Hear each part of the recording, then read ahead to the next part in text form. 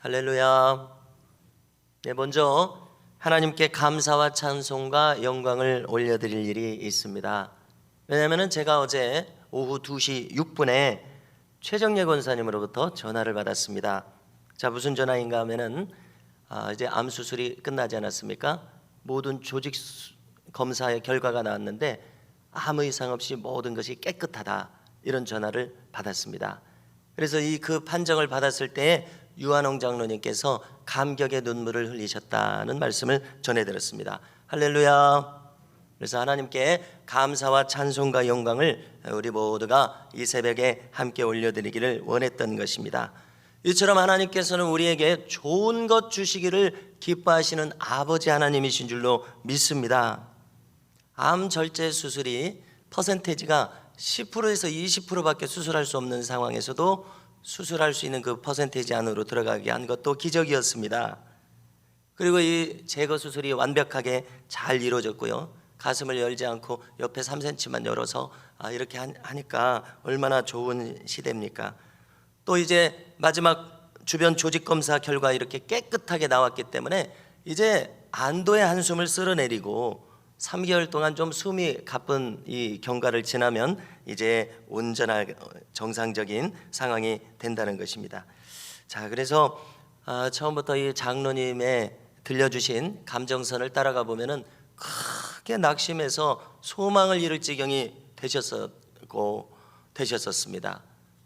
그런데 이제 중간에 제가 손을 얹고 기도를 해드리는 동안에 한 번은 제가 무엇을 느꼈는가 하면은 낫고자 하시는 믿음이 있는 것을 제가 느꼈습니다. 여러분, 내 믿음대로 된다고 하셨으니 지금 믿음대로 되었다는 생각을 하게 되고요, 또 저뿐만 아니라 온 교우들께서 새벽마다 기도하셨고 금요일마다 기도하셨습니다. 그래서 우리의 기도를 응답해 주신 줄로 믿습니다.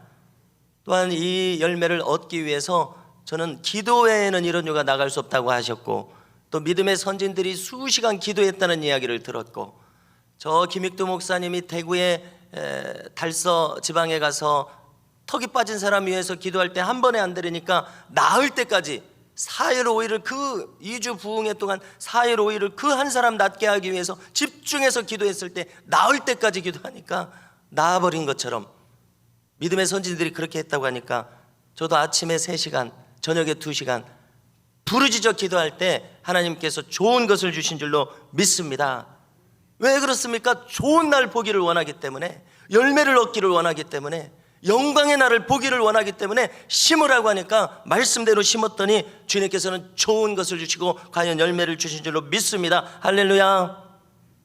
여러분, 저는 다른 분이 아파도 이렇게 기도할 것입니다. 왜 그렇습니까? 저는 이 일을 위해서 부름받았기 때문에 그렇습니다. 이 일을 위해서 미담교회로 보냄받았기 때문에 그렇습니다. 제가 이제 목회자 청빙을 할 때에 저 목회 철학을 적으라고 그래서 2번에다가 제가 그렇게 적었어요. 저는 치유를 강조하는 목사입니다, 이렇게 적었습니다. 영육 간의 치유를 구하고 추구하는 목사입니다, 이렇게 적었고요, 그대로 행한 것입니다. 여러분, 결실을 얻으려면 심어야 되는 줄로 믿습니다. 이 모든 것의 원리는 어떻게 이루어졌습니까? 조금 전에도 거론했듯이 천국의 온전함이 이 땅에 오기를 우리가 구한 것입니다. 그렇게 믿으십니까? 여러분, 이것을 흔들림 없이 믿을 때에 주님께서는 이와 같이 역사를 주신다는 사실입니다. 그래서 이 모든 영광을 하나님께 올려드립니다. 할렐루야.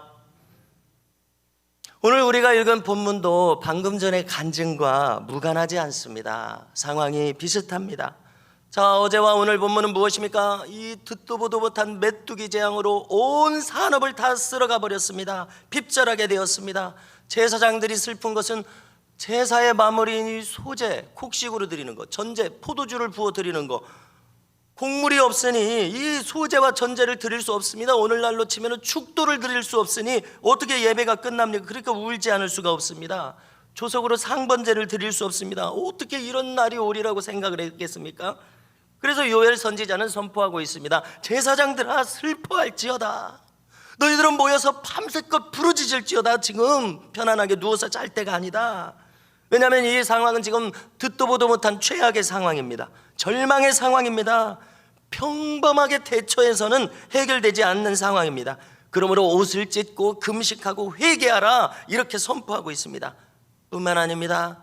백성들의 지도자들인 너희들만 하지 말고 백성의 장로들에게도 그렇게 얘기해라. 백성들에게도 얘기해라. 모이라고 해라. 성전에 모여서 금식하고 회개하라고 이야기해라. 지금은 그렇게 해야 될 날이 왔다, 이런 얘기입니다. 왜 그렇습니까? 공동체 전체가 부르짖고 회개해야 할 이유가 무엇입니까? 공동체 전체의 죄악이, 이 백성들 전체의 죄악이 이 하나님의 심판을 초래했기 때문에 그렇습니다. 신명기 28장에 이미 예고한 대로 말입니다. 자, 이 내용이 바로 13절과 14절의 내용이었고요. 자, 이제 또 한 가지를 더 이야기하기를 15절에는 여호와의 날이 가까웠다, 이렇게 선포합니다. 여러분, 이 여호와의 날은 이사야, 예레미야, 에스겔, 다니엘 뿐만 아니라 여기 지금 호세아로부터 12소 선지서, 모든 선지자들이 다 똑같이 자기들 입에 올리는 것이 여호와의 날입니다. 말 그대로 하나님께서 임하시는 날입니다. 이 날은 심판의 날입니다. 신실한 자들에게는 구원의 날이요, 신실치 못하고 하나님을 대적하고 거역했던 자들에게는 더 이상은 이 심판이 연기되지 않아요. 더 이상은 이 심판이 유예되지 않아요. 여러분, 마치 우리가 어느 날은 이 7, 80 인생을 살고 죽는 날이 오는 것처럼, 우리 세대에 주님이 오시면 어느 때 주님의 공중재림이 오는 것처럼 피할 수 없는 심판의 날, 이 날이 바로 여호와의 날입니다. 더 이상 연기가 없는 날. 여러분, 이 날은 과연 오는데요, 요엘이 이 여호와의 날을 지금 거론하고 선포하고 있습니다. 심판의 날이라고 하는 것은 그동안 자기들이 지은 죄 때문에 매맞는 날입니다. 심판의 날입니다.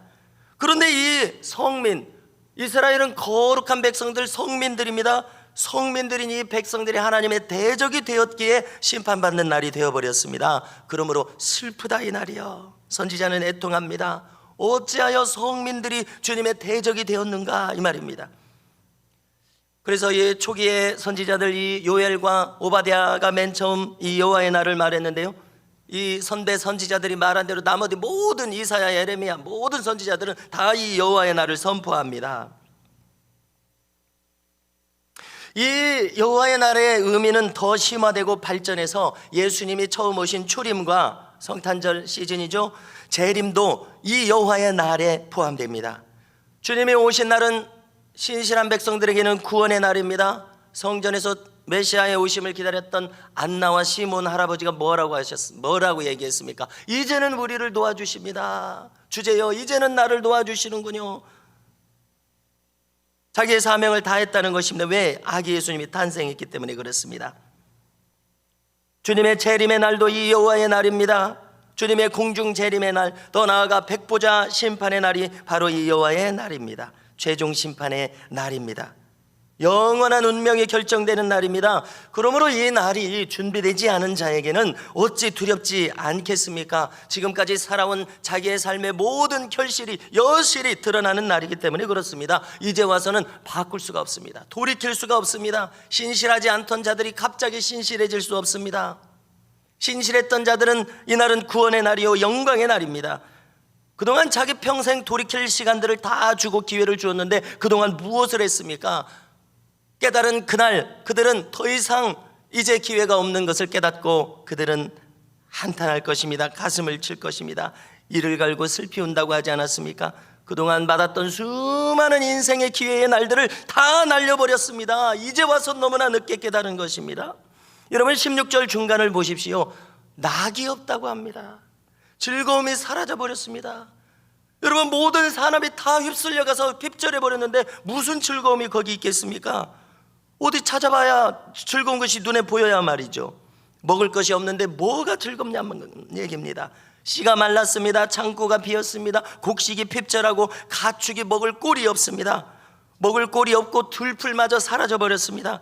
온 피조물도 가축들도 단식하고 고통합니다. 인간의 죄악이 가져온 참상이라고 이야기하고 있습니다. 성도 여러분, 질병이 찾아옵니다. 가난과 저주가 찾아옵니다. 슬픈 날이 찾아왔습니다. 어떻게 해야 됩니까? 다시 오늘 맨 말씀 앞에 13절로 돌아갑니다. 이날은 금식하고 회개할 때라는 것입니다. 밤새껏 부르짖고 울부짖을 때라는 것입니다. 울며 가슴을 치며 돌이킬 때라는 것입니다. 질병과 저주와 가난이 닥쳤습니다. 다 망했습니까? 되는 일이 없습니까? 밤새껏 부르짖을 때라고 이야기합니다. 왜? 다시 내게로 돌아오라, 이 말씀입니다. 그 길 외에 인간에게 다른 길은 없습니다. 너는 기도하는 자로 돌아와라. 나와 교제하는 자로 돌아와라. 교만 방자한 삶을 버리고 나에게 돌아오라 말씀하시는 것입니다. 이사야서 31장 6절도 보니까 이스라엘 자손들아 너희는 심히 거역하던 자에게로 돌아오라 말씀하고요. 이사야 55장 7절을 보니까 악인은 그 길을, 불의한 자는 그 생각을 버리고 여호와께로 돌아오라.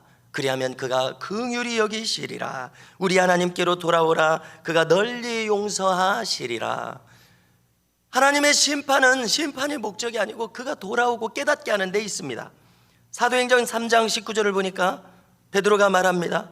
그러므로 너희가 회개하고 돌이켜 너희 죄 없이 함을 받으라. 이같이 하면 유쾌하게 되는 날이 주 앞으로부터 이를 것이요 라고 말씀했습니다. 성도 여러분, 오늘 우리가 찬송할 때부터 지금까지 무슨 교훈을 얻었습니까? 결실하고자 하는 자는 심는 자입니다. 응답받고자 하는 자는 기도하는 자입니다. 좋은 날 얻고자 하는 자, 영광의 날을 보고자 하는 자는 기도로 심으라고 말씀하십니다.